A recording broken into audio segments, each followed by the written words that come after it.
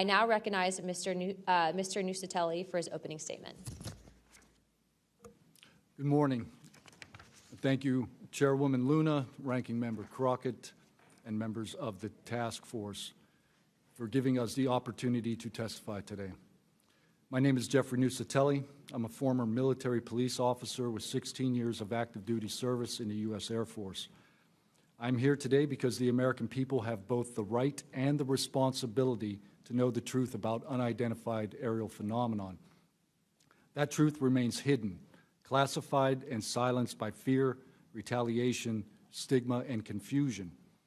Today, we are here to help break that silence. Between 2003 and 2005, 5 UAP incidents occurred at Vandenberg Air Force Base, home to the National Missile Defense Project, a top national security priority. At the time, we were conducting launches deemed by the National Reconnaissance Office as the most important in 25 years. These were historic launches. These facilities were vital, and they were repeatedly visited by UAP. Each incident was witnessed by multiple personnel, documented, investigated, and reported up the chain of command. We sent information up, but we got no guidance down on how to handle these events. I personally witnessed one of these events and investigated others as they occurred. 6 other service members have provided me with the information that I will share with you today. The incursions began on October 14, 2003, when Boeing contractors reported a massive glowing red square silently hovering over 2 missile defense sites. After several minutes, it drifted further east onto the base and vanished over the hills. This event, now known as the Vandenberg Red Square, was referenced by Representative Luna at the first hearing on this topic. Official Air Force records of this event are in possession by Aero and the FBI. Later that night, while I was on duty, security guards at a critical launch site reported a bright, fast-moving object over the ocean. I responded to the incident. Chaos ensued over the radio as the object approached rapidly. I heard my friends screaming, "It's coming right at us, it's coming right for us, and now it's right here." Moments later, I heard them say that it had shot off and was gone. When I arrived on scene, I talked to 5 shaken witnesses who described a massive triangular craft larger than a football field that hovered silently for about 45 seconds over their entry control point before shooting away at impossible speed. About a week later, another patrol reported a light over the ocean, behaving erratically. Believing it might be an unannounced aircraft, they declared an emergency, and an armed response force responded.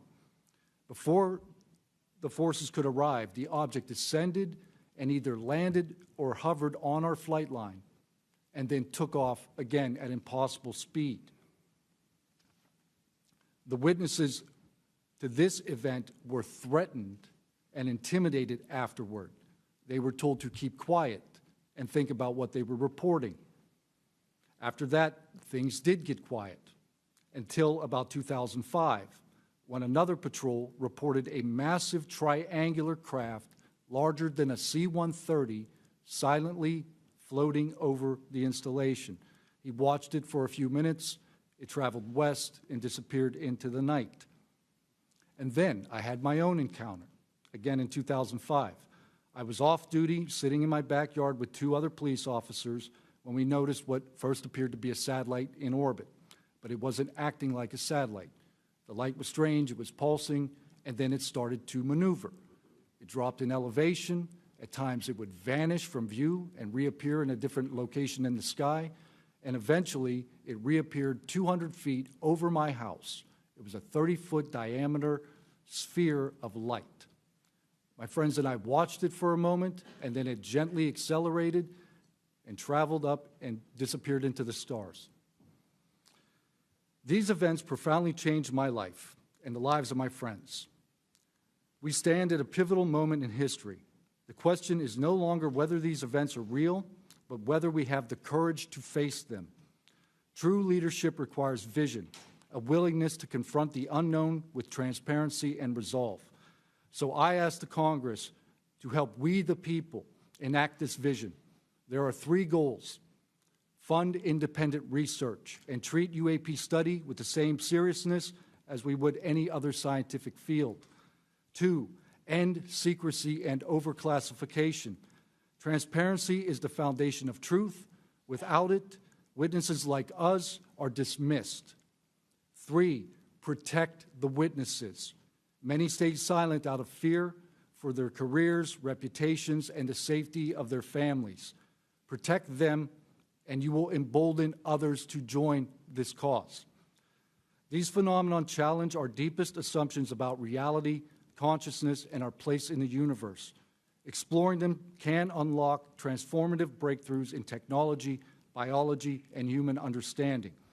Let this be the moment when America chooses courage over fear, transparency over secrecy, and progress over stagnation. Let's show the world that our nation leads not only through strength, but through fearless pursuit of the truth. Thank you. Mr. How do you pronounce your last name? Nuccetelli. Nuccetelli.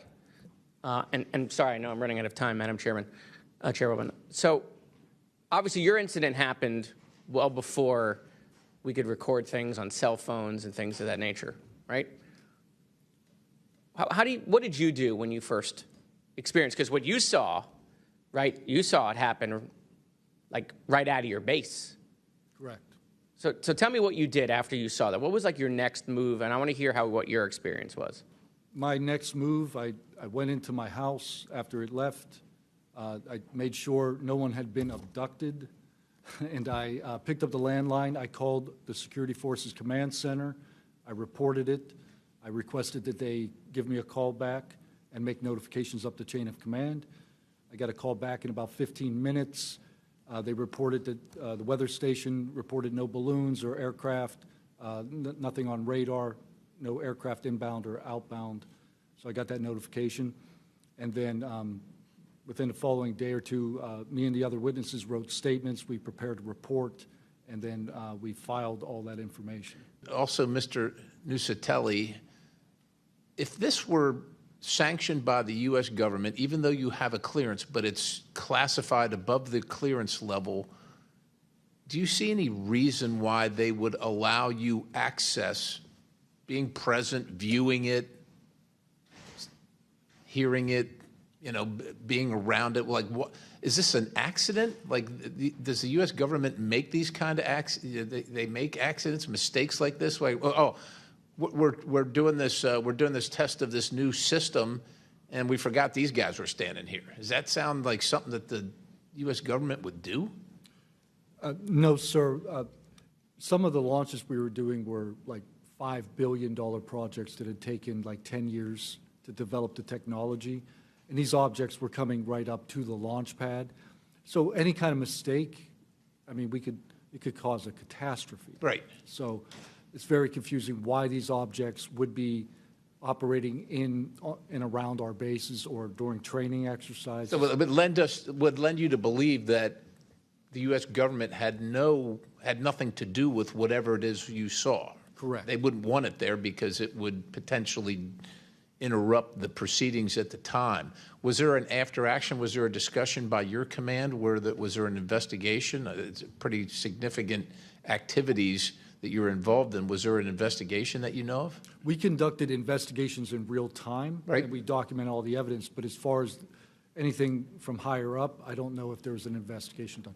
No information came down on what we should do. Were you ever interviewed at someone else's request? About that incident? Yeah, about the incident. I don't believe so. Do you think you find that odd? If something happens, you're around multi-million, maybe billion-dollar operations and launches of national security interests, very sensitive. There's an anomaly in the operation. The only person witnessed it, saw a UAP at Vandenberg at that time frame, that was interviewed was the one that witnessed the thing land. Why wouldn't, well, I don't know why I'm asking you, but it seems to me that we would want to interview everybody associated, even not associated, to find out if they were associated.